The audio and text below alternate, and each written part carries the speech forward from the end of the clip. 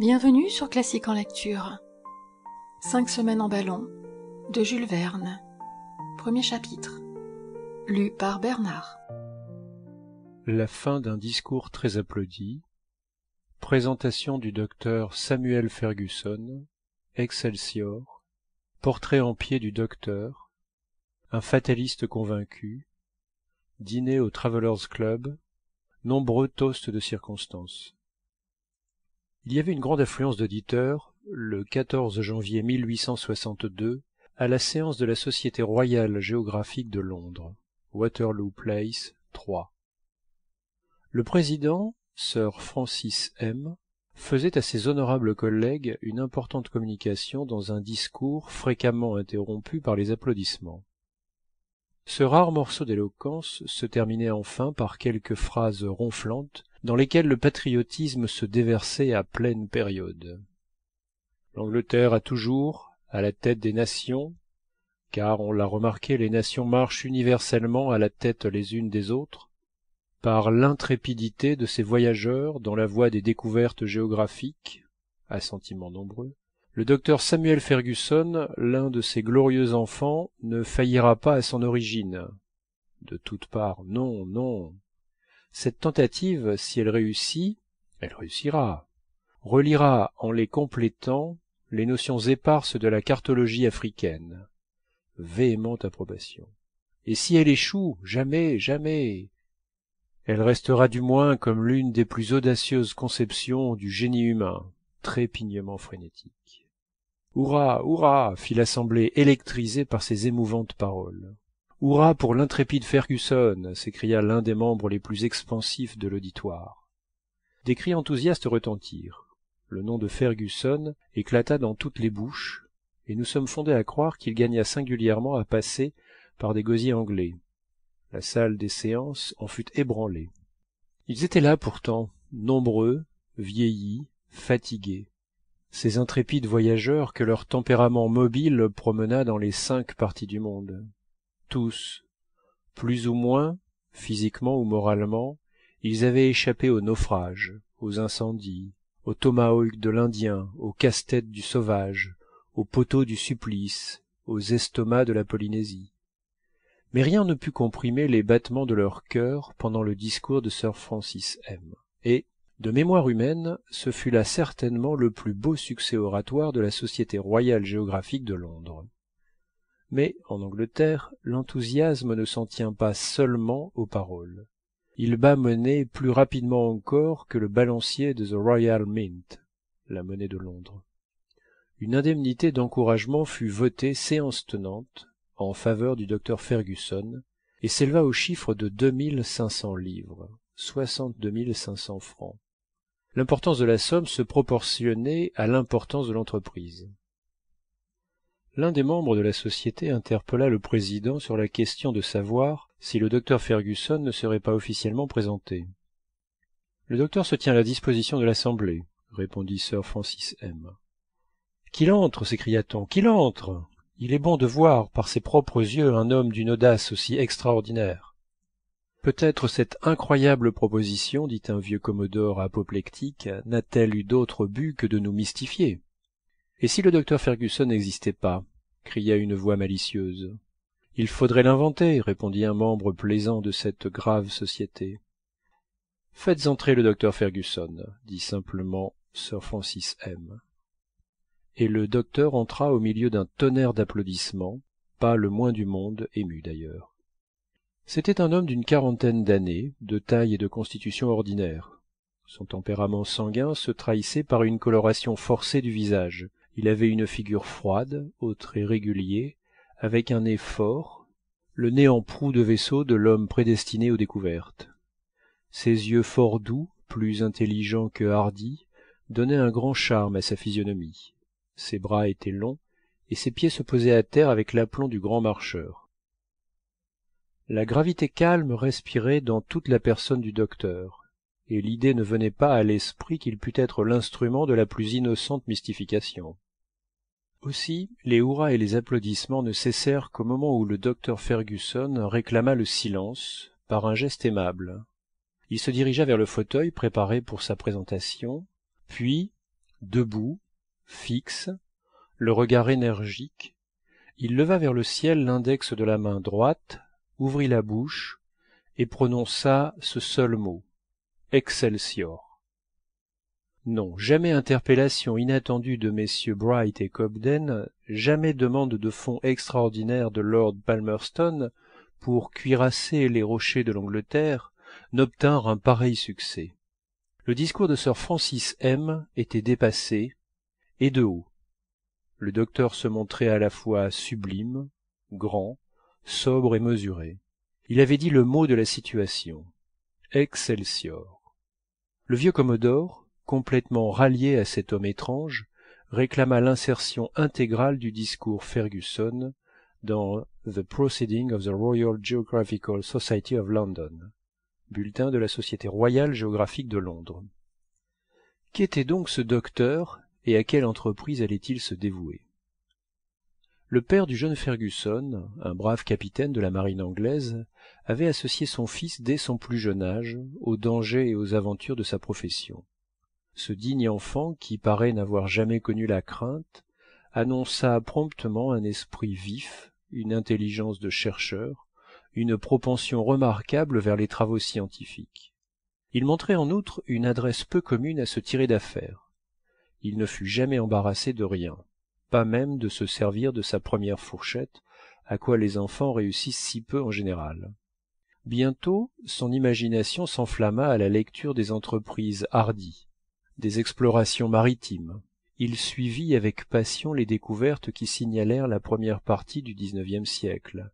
Il rêva la gloire des Mungo Park, des Bruce, des Caillé, des Levaillant, et même un peu, je crois, celle de Selkirk, le Robinson Crusoé, qui ne lui paraissait pas inférieur. Que d'heures bien occupées il passa avec lui dans son île de Juan Fernandez. Il approuva souvent les idées du matelot abandonné. Parfois, il discuta ses plans et ses projets.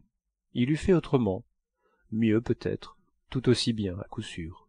Mais, chose certaine, il n'eût jamais fui cette bienheureuse île, où il était heureux comme un roi sans sujet. Non, quand il se fut agi de devenir premier lord de l'amirauté. Je vous laisse à penser si ces tendances se développèrent pendant sa jeunesse aventureuse, jetée aux quatre coins du monde.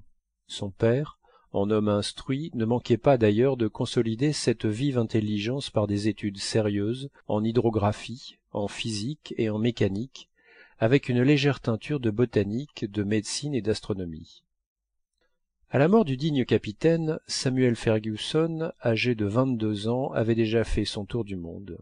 Il s'enrôla dans le corps des ingénieurs bengalais et se distingua en plusieurs affaires. Mais cette existence de soldat ne lui convenait pas. Se souciant peu de commander, il n'aimait pas à obéir. Il donna sa démission, et moitié chassant, moitié herborisant, il remonta vers le nord de la péninsule indienne et la traversa de Calcutta à Surat. Une simple promenade d'amateur. De Surat, nous le voyons passer en Australie et prendre part en 1845 à l'expédition du capitaine Sturt, chargé de découvrir cette mer Caspienne que l'on suppose exister au centre de la Nouvelle-Hollande. Samuel Fergusson revint en Angleterre vers 1830 et plus que jamais possédé du démon des découvertes.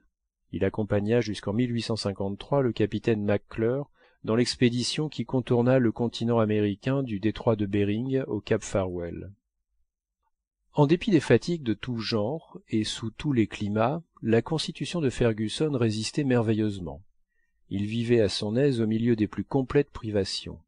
C'était le type du parfait voyageur, dont l'estomac se resserre ou se dilate à volonté, dont les jambes s'allongent ou se raccourcissent suivant la couche improvisée, qui s'endort à toute heure du jour et se réveille à toute heure de la nuit. Rien de moins étonnant dès lors que de retrouver notre infatigable voyageur, visitant de 1855 à 1857 tout l'ouest du Tibet, en compagnie des frères Schlaginweit, et rapportant de cette exploration de curieuses observations d'ethnographie. Pendant ces divers voyages, Samuel Fergusson fut le correspondant le plus actif et le plus intéressant du Daily Telegraph. Ce journal à un penny, dont le tirage monte jusqu'à 140 000 exemplaires par jour, et suffit à peine à plusieurs millions de lecteurs.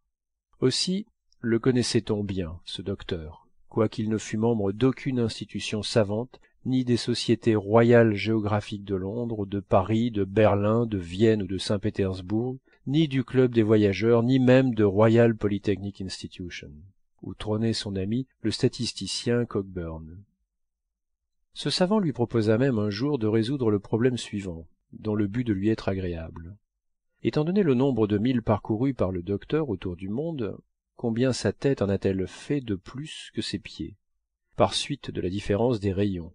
Ou bien, étant connu ce nombre de milles parcourus par les pieds et par la tête du docteur, calculer sa taille exacte à une ligne près. Mais Fergusson se tenait toujours éloigné des corps savants, étant de l'église militante et non bavardante. Il trouvait le temps mieux employé à chercher qu'à discuter, à découvrir qu'à discourir. On raconte qu'un Anglais vint un jour à Genève avec l'intention de visiter le lac. On le fit monter dans l'une de ces vieilles voitures où l'on s'asseyait de côté, comme dans les omnibus. Or il advint que, par hasard, notre Anglais fut placé de manière à présenter le dos au lac. La voiture accomplit paisiblement son voyage circulaire, sans qu'il songeât à se retourner une seule fois, et il revint à Londres, enchanté du lac de Genève. Le docteur Fergusson s'était retourné, lui, et plus d'une fois pendant ses voyages, et si bien retourné qu'il avait beaucoup vu. En cela, d'ailleurs, il obéissait à sa nature, et nous avons de bonnes raisons de croire qu'il était un peu fataliste, mais d'un fatalisme très orthodoxe, comptant sur lui et même sur la Providence. Il se disait poussé plutôt qu'attiré dans ses voyages, et parcourait le monde semblable à une locomotive qui ne se dirige pas, mais que la route dirige. « Je ne poursuis pas mon chemin, disait-il souvent, c'est mon chemin qui me poursuit. » On ne s'étonnera donc pas du sang-froid avec lequel il accueillit les applaudissements de la société royale. Il était au-dessus de ses misères, n'ayant pas d'orgueil et encore moins de vanité. Il trouvait tout simple la proposition qu'il avait adressée au président Sir Francis M. et ne s'aperçut même pas de l'effet immense qu'elle produisit. Après la séance, le docteur fut conduit au Travellers Club, dans Pall Mall. Un superbe festin s'y trouvait dressé à son intention. La dimension des pièces servies fut en rapport avec l'importance du personnage, et l'esturgeon qui figura dans ce splendide repas n'avait pas 3 pouces de moins en longueur que Samuel Fergusson lui-même. Des toasts nombreux furent portés avec les vins de France aux célèbres voyageurs qui s'étaient illustrés sur la terre d'Afrique. On but à leur santé ou à leur mémoire, et par ordre alphabétique, ce qui est très anglais, à Abadie, Adams, Adamson, Anderson, Arnaud, Baïki, Baldwin, Barth, Batuda, Becket, Beltrame, Duberba, Bimbashi, Bolognesi, Bolvic, Bolzoni, Bonnemain, Brisson, Broyne, Bruce, Brun-Rollet, Burchell, Burkhardt, Burton, Caillot, Caillé, Campbell, Chapman, Clapperton, Clos, B, Colomieux, Courval, Cumming, Cunny, Desbonneau, Dequesne, Denham, Desavanché, Dixen, Dixon, Dochard, Duchaillu, Duncan,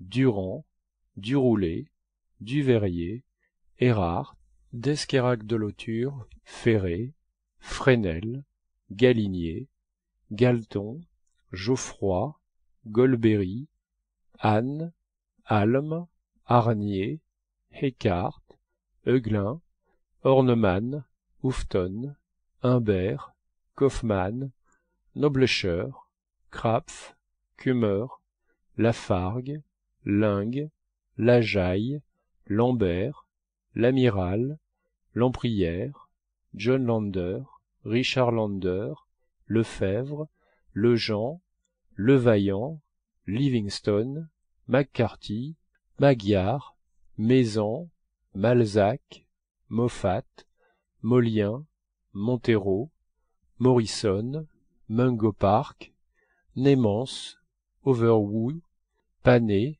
Partario, Pascal, Peirce, Peddy, Penay, Petherick, Poncet, Prax, Raffnel, Rath, Rebman, Richardson, Riley, Ritchie, Rocher d'Héricourt, Rangaoui, Rocher, Ruppel, Saunier, Speck, Steidner, Thibault, Thomson, Thornton, Toole, Tousny, Trotter, Tuckey, Tyrwhitt, Vaudet, Vessière, Vincent, Vinco, Vogel, Walberg, Warrington, Washington, Werne, Wild, et enfin au docteur Samuel Fergusson qui, par son incroyable tentative, devait relier les travaux de ces voyageurs et compléter la série des découvertes africaines.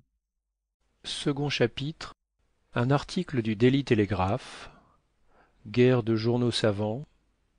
M. Petermann soutient son ami le docteur Fergusson. Réponse du savant Conner. Paris engagé. Diverses propositions faites au docteur. Le lendemain, dans son numéro du 16 janvier, le Daily Telegraph publiait un article ainsi conçu. L'Afrique va livrer enfin le secret de ses vastes solitudes. Un Oedipe moderne nous donnera le mot de cette énigme que les savants de 60 siècles n'ont pu déchiffrer. Autrefois rechercher les sources du Nil, Fontes Nili Quaerere, était regardé comme une tentative insensée, une irréalisable chimère. Le docteur Barth, en suivant jusqu'au Soudan la route tracée par Denham et Clapperton, le docteur Livingstone, en multipliant ses intrépides investigations depuis le cap de Bonne-Espérance jusqu'au bassin du Zambézi, les capitaines Burton et Speke, par la découverte des grands lacs intérieurs, ont ouvert 3 chemins à la civilisation moderne. Leur point d'intersection, où nul voyageur n'a encore pu parvenir, est le cœur même de l'Afrique. C'est là que doivent tendre tous les efforts. Or, les travaux de ces hardis pionniers de la science vont être renoués par l'audacieuse tentative du docteur Samuel Fergusson, dont nos lecteurs ont souvent apprécié les belles explorations. Cet intrépide découvreur, discoverer, se propose de traverser en ballon toute l'Afrique, de l'est à l'ouest. Si nous sommes bien informés, le point de départ de ce surprenant voyage serait l'île de Zanzibar, sur la côte orientale. Quant au point d'arrivée, à la Providence seule, il est réservé de le connaître. La proposition de cette exploration scientifique a été faite hier, officiellement, à la Société royale de géographie. Une somme de 2500 livres est votée pour subvenir aux frais de l'entreprise. Nous tiendrons nos lecteurs au courant de cette tentative, qui est sans précédent dans les fastes géographiques. Comme on le pense, cet article eut un énorme retentissement. Il souleva d'abord les tempêtes de l'incrédulité. Le docteur Fergusson passa pour un être purement chimérique, de l'invention de M. Barnum, qui, après avoir travaillé aux États-Unis, s'apprêtait à faire les îles britanniques. Une réponse plaisante parut à Genève dans le numéro de février des bulletins de la Société géographique. Elle raillait spirituellement la Société royale de Londres, le Travellers Club et l'Esturgeon phénoménal. Mais M. Petermann, dans ses Mitteilungen, publiés à Gotha, réduisit au silence le plus absolu le journal de Genève. M. Petermann connaissait personnellement le docteur Fergusson et se rendait garant de l'intrépidité de son audacieux ami. Bientôt d'ailleurs le doute ne fut plus possible. Les préparatifs du voyage se faisaient à Londres, les fabriques de Lyon avaient reçu une commande importante de taffetas pour la construction de l'aérostat, enfin le gouvernement britannique mettait à la disposition du docteur le transport le Resolute, capitaine Pennet.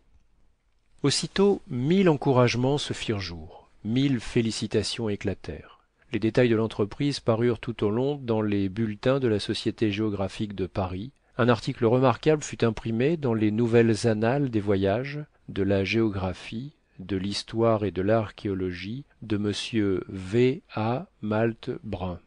Un travail minutieux publié dans Zeitschrift für allgemeine Erdkunde par le docteur W. Conner démontra victorieusement la possibilité du voyage, ses chances de succès, la nature des obstacles, les immenses avantages du mode de locomotion par la voie aérienne. Il blâma seulement le point de départ. Il indiquait plutôt Masua, petit port de l'Abyssinie, d'où James Bruce, en 1768, s'était élancé à la recherche des sources du Nil.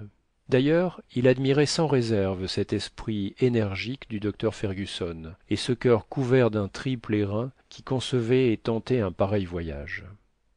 Le North American Review ne vit pas sans déplaisir une telle gloire réservée à l'Angleterre. Il tourna la proposition du docteur en plaisanterie et l'engagea à pousser jusqu'en Amérique pendant qu'il serait en si bon chemin. Bref, sans compter les journaux du monde entier, il n'y eut pas de recueil scientifique, depuis le journal des missions évangéliques jusqu'à la revue algérienne et coloniale, depuis les annales de la propagation de la foi jusqu'au Church Missionary Intelligencer, qui ne relatât le fait sous toutes ses formes. Des paris considérables s'établirent à Londres et dans l'Angleterre. Premièrement, sur l'existence réelle ou supposée du docteur Fergusson.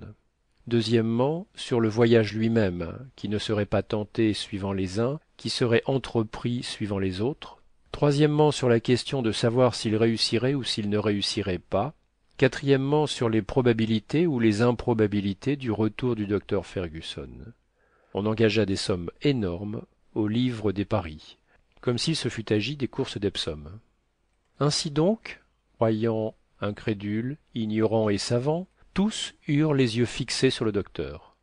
Il devint le lion du jour, sans se douter qu'il portât une crinière. Il donna volontiers des renseignements précis sur son expédition. Il fut aisément abordable, et l'homme le plus naturel du monde. Plus d'un aventurier hardi se présenta, qui voulait partager la gloire et les dangers de sa tentative. Mais il refusa, sans donner de raison de son refus. De nombreux inventeurs de mécanismes applicables à la direction des ballons vinrent lui proposer leur système. Il n'en voulut accepter aucun. À qui lui demanda s'il avait découvert quelque chose à cet égard, il refusa constamment de s'expliquer, et s'occupa plus activement que jamais des préparatifs de son voyage. Chapitre 3. L'ami du docteur, d'où datait leur amitié, Dick Kennedy à Londres, proposition inattendue mais point rassurante, proverbe peu consolant, quelques mots du martyrologue africain, avantage d'un aérostat, le secret du docteur Fergusson. Le docteur Fergusson avait un ami, non pas un autre lui-même, un alter ego, l'amitié ne saurait exister entre deux êtres parfaitement identiques, mais s'il possédait des qualités, des aptitudes, un tempérament distinct, Dick Kennedy et Samuel Fergusson vivaient d'un seul et même cœur, et cela ne les gênait pas trop, au contraire. Ce Dick Kennedy était un Écossais dans toute l'acception du mot, ouvert, résolu, entêté. Il habitait la petite ville de Leith, près d'Édimbourg, une véritable banlieue de la vieille enfumée. Sobriquet d'Édimbourg, Old Ricky. C'était quelquefois un pêcheur, mais partout et toujours un chasseur déterminé, rien de moins étonnant de la part d'un enfant de la Calédonie. Quelque peu coureur des montagnes des Highlands, on le citait comme un merveilleux tireur à la carabine. Non seulement il tranchait des balles sur une lame de couteau, mais il les coupait en deux moitiés si égales qu'en les pesant ensuite on ne pouvait y trouver de différence appréciable.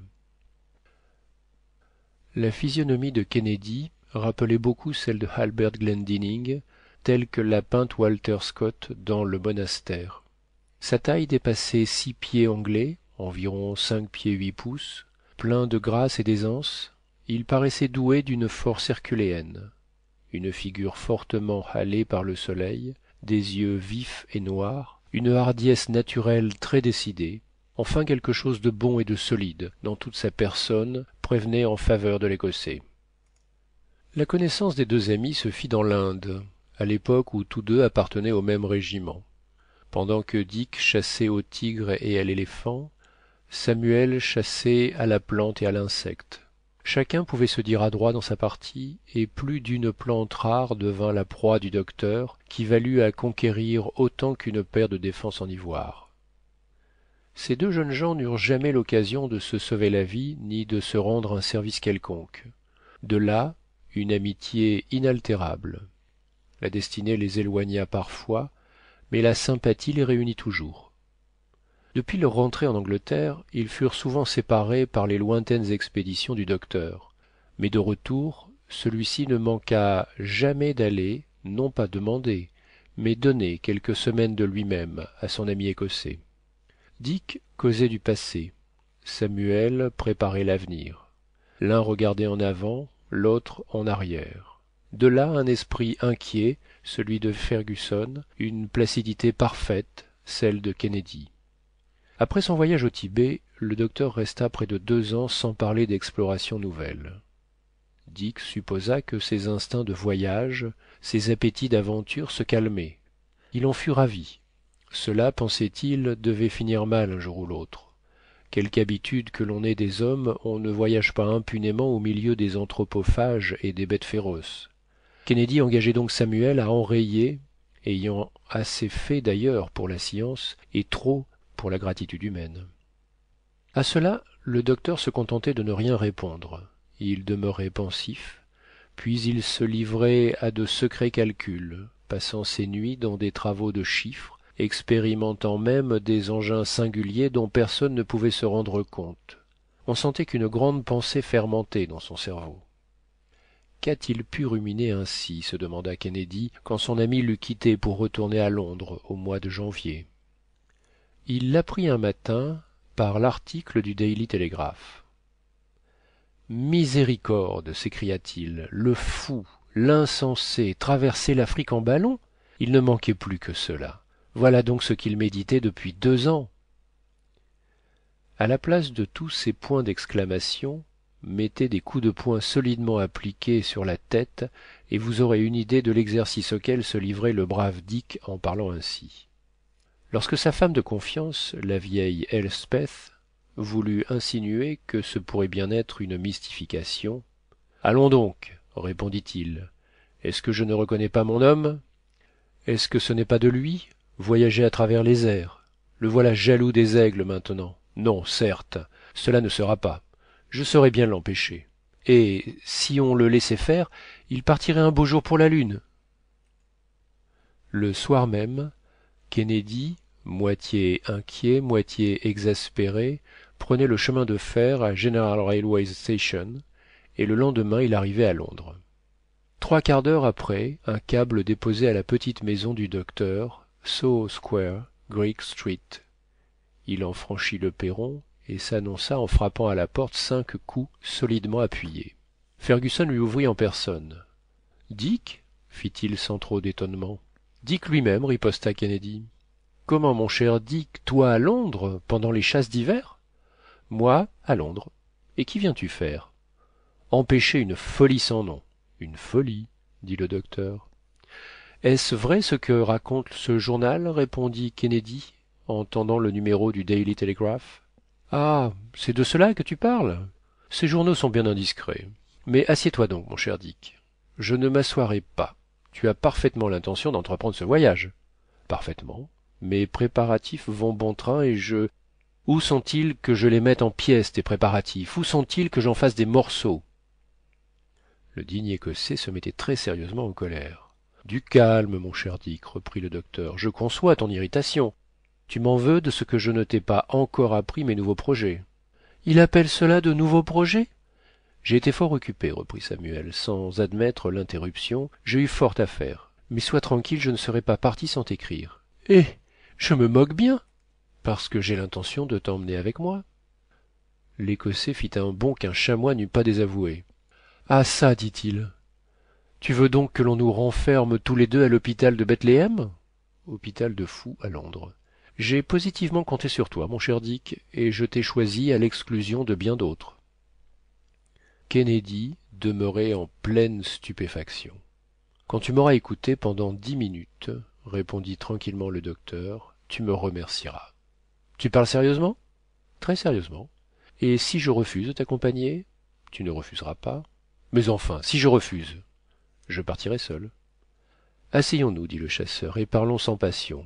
Du moment que tu ne plaisantes pas, cela vaut la peine que l'on discute. Discutons en déjeunant, si tu n'y vois pas d'obstacle, mon cher Dick. Les deux amis se placèrent l'un en face de l'autre, devant une petite table, entre une pile de sandwichs et une théière énorme. Mon cher Samuel, dit le chasseur, ton projet est insensé, il est impossible, il ne ressemble à rien de sérieux ni de praticable. C'est ce que nous verrons bien après avoir essayé. Mais ce que précisément il ne faut pas faire, c'est d'essayer. Pourquoi cela, s'il te plaît? Et les dangers, et les obstacles de toute nature? Les obstacles, répondit sérieusement Fergusson, sont inventés pour être vaincus. Quant aux dangers, qui peut se flatter de les fuir? Tout est danger dans la vie. Il peut être très dangereux de s'asseoir devant sa table ou de mettre son chapeau sur sa tête. Il faut d'ailleurs considérer ce qui doit arriver comme arrivé déjà, et ne voir que le présent dans l'avenir, car l'avenir n'est qu'un présent un peu plus éloigné. Que cela, fit Kennedy en levant les épaules. Tu es toujours fataliste. Toujours, mais dans le bon sens du mot. Ne nous préoccupons donc pas de ce que le sort nous réserve, et n'oublions jamais notre bon proverbe d'Angleterre. L'homme né pour être pendu ne sera jamais noyé. Il n'y avait rien à répondre, ce qui n'empêcha pas Kennedy de reprendre une série d'arguments faciles à imaginer, mais trop longs à rapporter ici. Mais enfin, dit-il après 1 heure de discussion, si tu veux absolument traverser l'Afrique, si cela est nécessaire à ton bonheur, pourquoi ne pas prendre les routes ordinaires? Pourquoi? Répondit le docteur en s'animant. Parce que jusqu'ici toutes les tentatives ont échoué. Parce que depuis Mungo Park, assassiné sur le Niger, jusqu'à Yogel, disparu dans le Wadaï, depuis Oudney, mort à Murmure, Clapperton, mort à Sakatou, jusqu'au Français Maizan, coupé en morceaux, depuis le major Leng, tué par les Touaregs, jusqu'à Rocher de Hambourg, massacré au commencement de 1860, de nombreuses victimes ont été inscrites au martyrologe africain. Parce que lutter contre les éléments, contre la faim, la soif, la fièvre, contre les animaux féroces et contre des peuplades plus féroces encore est impossible. Parce que ce qui ne peut être fait d'une façon doit être entrepris d'une autre. Enfin, parce que là où l'on ne peut passer au milieu, il faut passer à côté ou passer dessus. S'il ne s'agissait que de passer dessus, répliqua Kennedy, mais passer par-dessus. Eh bien, reprit le docteur avec le plus grand sang-froid du monde, qu'ai-je à redouter? Tu admettras bien que j'ai pris mes précautions de manière à ne pas craindre une chute de mon ballon. Si donc il vient à me faire défaut, je me retrouverai sur terre, dans les conditions normales des explorateurs. Mais mon ballon ne me manquera pas. Il n'y faut pas compter. Il faut y compter, au contraire. Non pas, mon cher Dick. J'entends bien ne pas m'en séparer avant mon arrivée à la côte occidentale d'Afrique. Avec lui, tout est possible. Sans lui, je retombe dans les dangers et les obstacles naturels d'une pareille expédition. Avec lui, ni la chaleur, ni les torrents, ni les tempêtes, ni le simoun, ni les climats insalubres, ni les animaux sauvages, ni les hommes ne sont à craindre.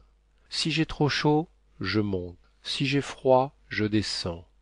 Une montagne, je la dépasse. Un précipice, je le franchis. Un fleuve, je le traverse. Un orage, je le domine. Un torrent, je le rase comme un oiseau. Je marche sans fatigue. Je m'arrête sans avoir besoin de repos. Je plane sur les cités nouvelles. Je vole avec la rapidité de l'ouragan, tantôt au plus haut des airs, tantôt à 100 pieds du sol. Et la carte africaine se déroule sous mes yeux dans le grand atlas du monde. Le brave Kennedy commençait à se sentir ému. Et cependant le spectacle évoqué devant ses yeux lui donnait le vertige. Il contemplait Samuel avec admiration, mais avec crainte aussi. Il se sentait déjà balancé dans l'espace. Voyons, fit-il, voyons un peu, mon cher Samuel. Tu as donc trouvé le moyen de diriger les ballons? Pas le moins du monde, c'est une utopie. Mais alors tu iras où voudra la Providence, mais cependant de l'est à l'ouest. Pourquoi cela? Parce que je compte me servir des vents alizés, dont la direction est constante. Oh, vraiment? Fit Kennedy en réfléchissant. Les vents alizés? Certainement. On peut à la rigueur. Il y a quelque chose. S'il y a quelque chose. Non, mon brave ami, il y a tout. Le gouvernement anglais a mis un transport à ma disposition. Il a été convenu également que 3 ou 4 navires iraient croiser sur la côte occidentale vers l'époque présumée de mon arrivée. Dans 3 mois au plus, je serai à Zanzibar, où j'opérerai le gonflement de mon ballon, et de là nous nous élancerons. Nous, fit Dick. Aurais-tu encore l'apparence d'une objection à me faire? Parle, ami Kennedy. Une objection? J'en aurais 1000.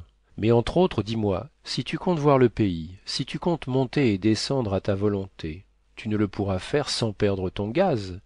Il n'y a pas eu jusqu'ici d'autre moyen de procéder, et c'est ce qui a toujours empêché les longues pérégrinations dans l'atmosphère. Mon cher Dick, je ne te dirai qu'une seule chose, je ne perdrai pas un atome de gaz, pas une molécule, et tu descendras à volonté. Je descendrai à volonté. Et comment feras-tu?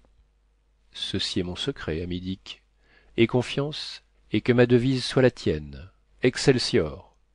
Va pour Excelsior, répondit le chasseur, qui ne savait pas un mot de latin. Mais il était bien décidé à s'opposer par tous les moyens possibles au départ de son ami. Il fit donc mine d'être de son avis et se contenta d'observer. Quant à Samuel, il alla surveiller ses apprêts. Chapitre 4. Exploration africaine. Barth, Richardson, Overweg, Verne, Brun-Rollet, Pensey, Andrea de Ono, Miani, Guillaume Lejean, Bruce, Krapf et Rebmann, Maizan, Rocher, Burton et Speke. La ligne aérienne que le docteur Fergusson comptait suivre n'avait pas été choisie au hasard.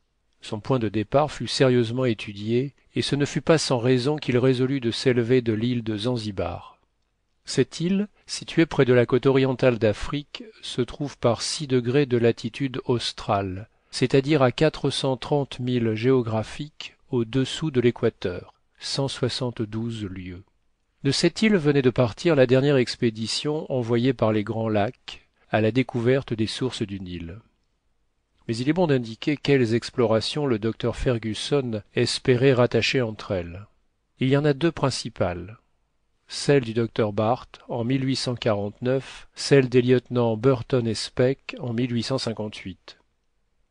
Le docteur Barth est un Hambourgeois qui obtint pour son compatriote Overweg et pour lui la permission de se joindre à l'expédition de l'anglais Richardson.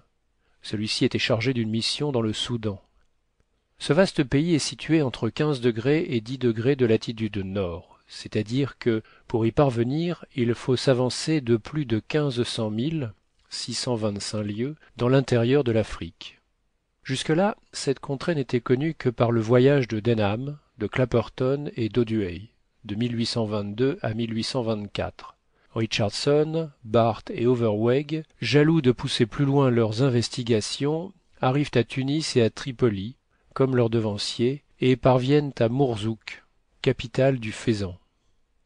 Ils abandonnent alors la ligne perpendiculaire et font un crochet dans l'ouest vers Ghat, guidés, non sans difficulté, par les Touaregs.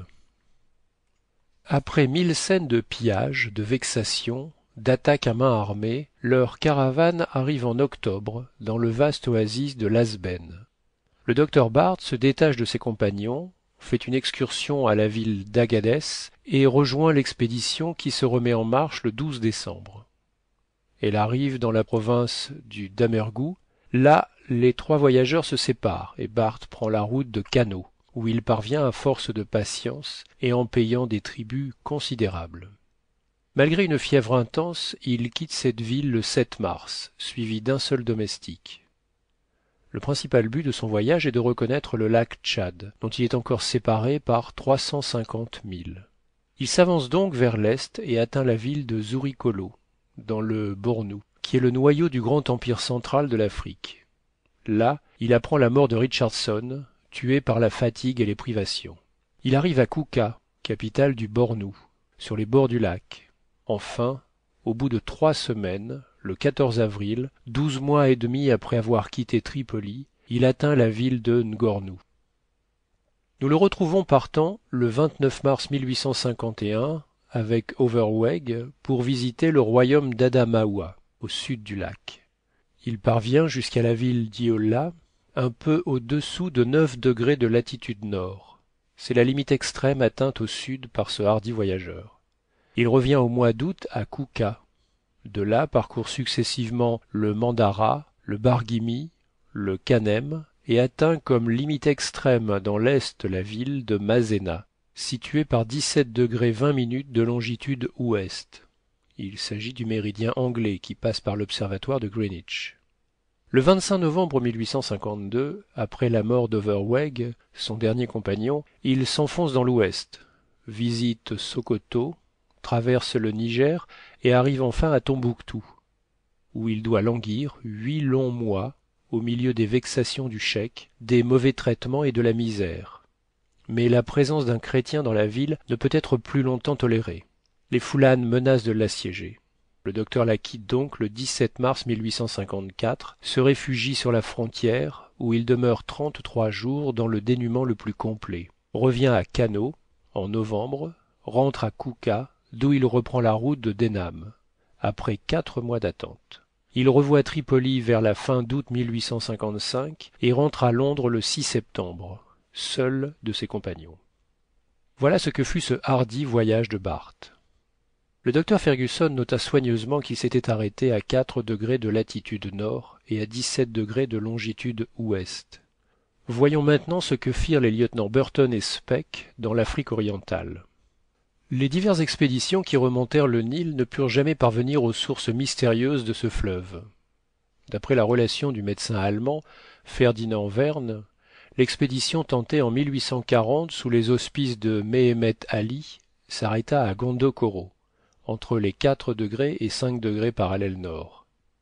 En 1855, Brun-Rollet, un Savoisien nommé consul de Sardaigne dans le Soudan oriental, en remplacement de Vaudey, mort à la peine, parti de Khartoum, et sous le nom de marchand Yacoub, trafiquant de gomme et d'ivoire, il parvint à Belenia, au-delà du 4e degré, et retourna malade à Khartoum, où il mourut en 1837. Ni le docteur Peney, chef du service médical égyptien, qui sur un petit steamer atteignit un degré au-dessous de Gondokoro et revint mourir d'épuisement à Khartoum, ni le Vénitien Miani, qui, contournant les cataractes situées au-dessous de Gondokoro, atteignit le 2e parallèle, ni le négociant maltais Andrea de Bono, qui poussa plus loin encore son excursion sur le Nil, ne purent franchir l'infranchissable limite. En 1859, M. Guillaume Lejean, chargé d'une mission par le gouvernement français, se rendit à Khartoum, par la mer Rouge, s'embarqua sur le Nil avec 21 hommes d'équipage et 20 soldats. Mais il ne put dépasser Gondokoro, et courut les plus grands dangers au milieu des nègres en pleine révolte. L'expédition, dirigée par M. d'Escayrac de Lauture, tenta également d'arriver aux fameuses sources. Mais ce terme fatal arrêta toujours les voyageurs. Les envoyés de Néron avaient atteint autrefois le 9e degré de latitude. On ne gagna donc en 18 siècles que 5 ou 6 degrés, soit de 300 à 360 milles géographiques. Plusieurs voyageurs tentèrent de parvenir aux sources du Nil en prenant un point de départ sur la côte orientale de l'Afrique. De 1768 à 1772, l'Écossais Bruce partit de Masua, port de l'Abyssinie, parcourut le Tigre, visita les ruines d'Axoum, vit les sources du Nil où elles n'étaient pas et n'obtint aucun résultat sérieux. En 1844, le docteur Krapf, missionnaire anglican, fondait un établissement à Monbaz, sur la côte de Zanguebar, et découvrait, en compagnie du révérend Rebman, 2 montagnes à 300 milles de la côte. Ce sont les monts Kilimandjaro et Kenya, que messieurs de Heuglin et Thornton viennent de gravir en partie. En 1845, le français Maizan débarquait seul à Bagamayo, en face de Zanzibar, et parvenait à Deje la Mora, où le chef le faisait périr dans de cruels supplices. En 1859, au mois d'août, le jeune voyageur Roscher de Hambourg, parti avec une caravane de marchands arabes, atteignait le lac Nyassa, où il fut assassiné pendant son sommeil. Enfin, en 1857, les lieutenants Burton et Speke, tous deux officiers à l'armée du Bengale, furent envoyés par la Société de géographie de Londres pour explorer les grands lacs africains. Le 17 juin, ils quittèrent Zanzibar et s'enfoncèrent directement dans l'ouest. Après 4 mois de souffrances inouïes, leurs bagages pillés, leurs porteurs assommés, ils arrivèrent à Kazeh, centre de réunion des trafiquants et des caravanes. Ils étaient en pleine terre de la Lune. Là, ils recueillirent des documents précieux sur les mœurs, le gouvernement, la religion, la faune et la flore du pays. Puis ils se dirigèrent vers le premier des grands lacs, le lac Tanganyika, situé entre 3 degrés et 8 degrés de latitude australe. Ils y parvinrent le 14 février 1858 et visitèrent les diverses peuplades des rives, pour la plupart cannibales. Ils repartirent le 26 mai et rentrèrent à Kazeh le 20 juin. Là, Burton, épuisé, resta plusieurs mois malade. Pendant ce temps, Speke fit au nord une pointe de plus de 300 milles jusqu'au lac Ukéréoué, qu'il aperçut le 3 août. Mais il n'en put voir que l'ouverture par 2 degrés 30 minutes de latitude. Il était de retour à Kazeh le 25 août et reprenait avec Burton le chemin de Zanzibar, qu'ils revirent au mois de mars de l'année suivante. Ces 2 hardis explorateurs revinrent alors en Angleterre, et la Société de géographie de Paris leur décerna son prix annuel. Le docteur Fergusson remarqua avec soin qu'ils n'avaient franchi ni le 2e degré de latitude australe, ni le 29e degré de longitude est. Il s'agissait donc de réunir les explorations de Burton et Speke à celles du docteur Barth. C'était s'engager à franchir une étendue de pays de plus de 12 degrés. Chapitre 5. Rêve de Kennedy, articles et pronoms au pluriel, insinuation de Dick, promenade sur la carte d'Afrique, ce qui reste entre les 2 pointes du compas, expédition actuelle, Speke et Grant, Krapf, de Decken, de Heuglin. Le docteur Fergusson pressait activement les préparatifs de son départ. Il dirigeait lui-même la construction de son aérostat, suivant certaines modifications sur lesquelles il gardait un silence absolu. Depuis longtemps déjà, il s'était appliqué à l'étude de la langue arabe et de divers idiomes mandingues. Grâce à ses dispositions de polyglotte, il fit de rapides progrès. En attendant, son ami le chasseur ne le quittait pas d'une semelle. Il craignait sans doute que le docteur ne prît son vol sans rien dire. Il lui tenait encore à ce sujet les discours les plus persuasifs, qui ne persuadaient pas Samuel Fergusson, et s'échappaient en supplications pathétiques, dont celui-ci se montrait peu touché. Dick le sentait glisser entre ses doigts. Le pauvre Écossais était réellement à plaindre. Il ne considérait plus la voûte azurée sans de sombres terreurs. Il éprouvait, en dormant, des balancements vertigineux, et chaque nuit il se sentait choir d'incommensurables hauteurs. Nous devons ajouter que, pendant ces terribles cauchemars, il tomba de son lit une fois ou deux. Son premier soin fut de montrer à Fergusson une forte contusion qu'il se fit à la tête. Et pourtant, ajouta-t-il avec bonhomie, 3 pieds de hauteur, pas plus, et une bosse pareille, juge donc. Cette insinuation pleine de mélancolie n'émut pas le docteur.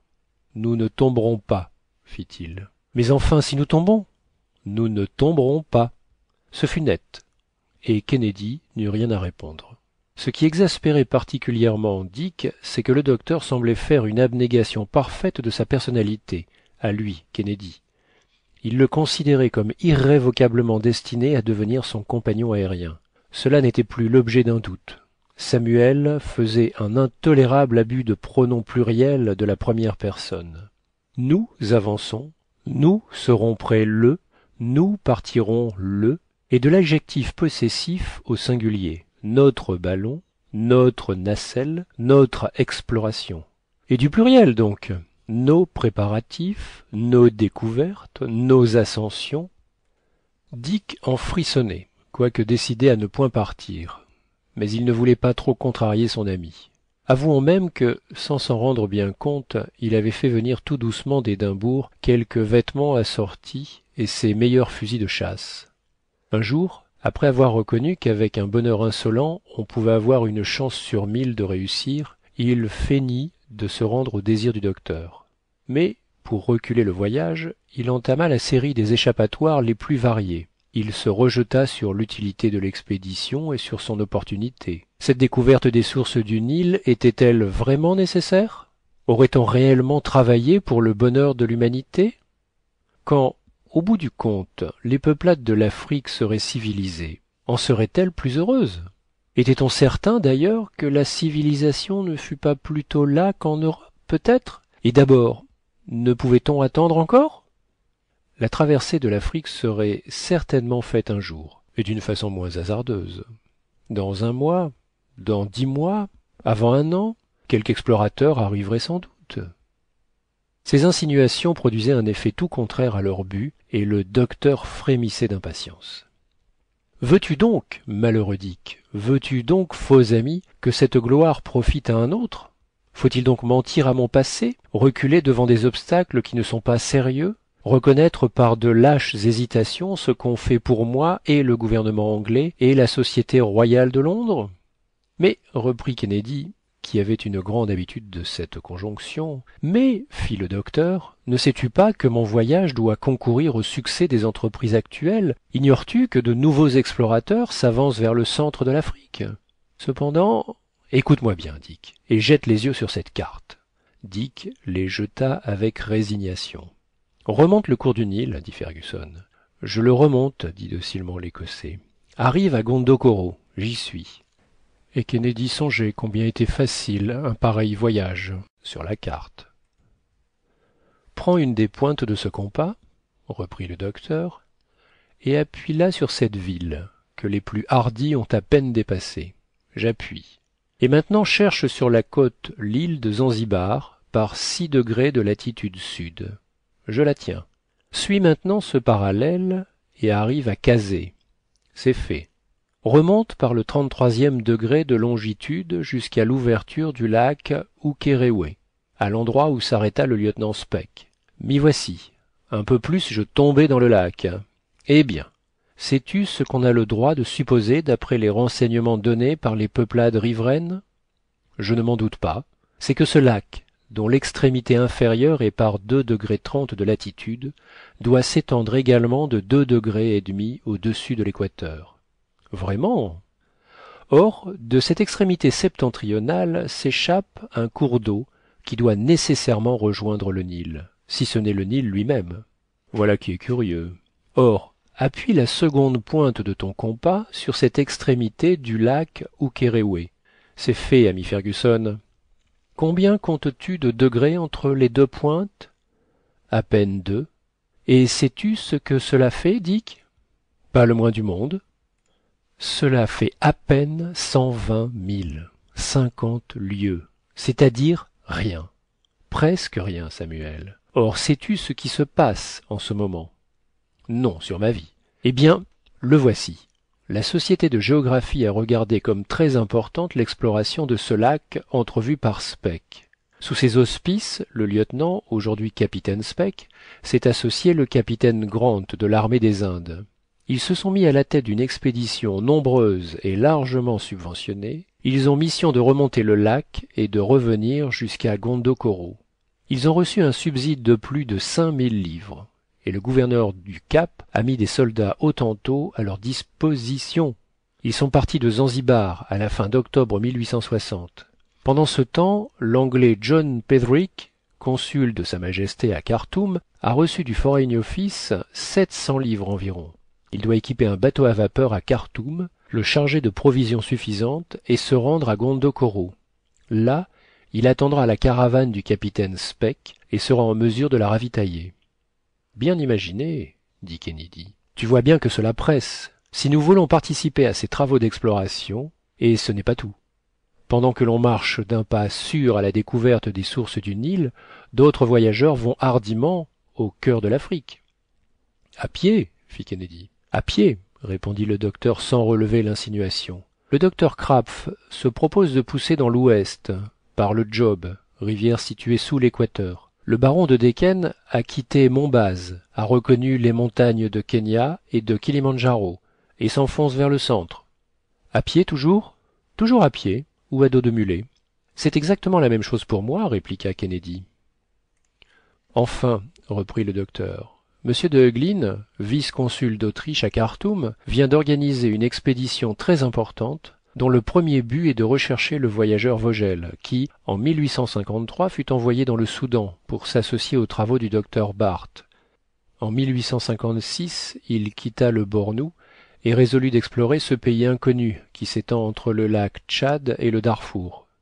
Or, depuis ce temps, il n'y a pas reparu. Des lettres arrivées en juin 1860 à Alexandrie rapportent qu'il fut assassiné par les ordres du roi du Wadaï, mais d'autres lettres adressées par le docteur Hartmann au père du voyageur disent, d'après les récits d'un felata du Bornou, que Vogel serait seulement un prisonnier à Wara. Tout espoir n'est donc pas perdu. Un comité s'est formé sous la présidence du duc régent de Saxe-Cobourg-Gotha. Mon ami Petermann en est le secrétaire. Une souscription nationale a fait les frais de l'expédition, à laquelle se sont joints de nombreux savants. M. de Heuglin est parti de Massoua dans le mois de juin, et en même temps qu'il recherche les traces de Vogel, il doit explorer tout le pays, compris entre le Nil et le Tchad, c'est-à-dire relier les opérations du capitaine Speke à celles du docteur Barth. Et alors, l'Afrique aura été traversée de l'est à l'ouest. Depuis le départ du docteur Fergusson, on a appris que M. de Heuglin, à la suite de certaines discussions, a pris une route différente de celle assignée à son expédition, dont le commandement a été remis à M. Munzinger. « Eh bien, reprit l'Écossais, puisque tout cela s'en mange si bien, qu'allons-nous faire là-bas » Le docteur Fergusson ne répondit pas et se contenta de hausser les épaules. Merci d'avoir écouté les 5 premiers chapitres de 5 semaines en ballon sur Classique en lecture. Si cette vidéo vous a plu, vous pouvez la partager. N'hésitez pas à liker, vous abonner et activer la cloche des notifications pour être prévenu lorsque je sors une nouvelle vidéo de lecture. À très vite sur Classique en lecture.